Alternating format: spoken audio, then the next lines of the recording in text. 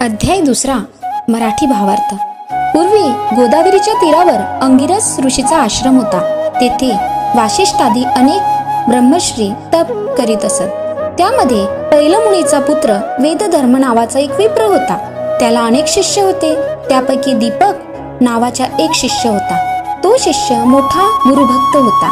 शास्त्रे व पुराणे यांच्या अभ्यासात गुरुसेवा करीत असताना तो प्रवीण झाला। एके दिवशी वेदधर्माने आपल्या सर्व शिष्यांना एकत्र बोलावले आणि म्हणाला, शिष्यांनो, माझे एक पूर्वजन्मीचे केलेले कर्म आहे। मी सहस्त्रवधी जन्मात महापाप केले आहे।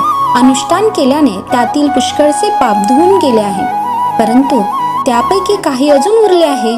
ते माझे मलाच भोगावे लागणार आहे, त्याशिवाय ते संपणार नाही।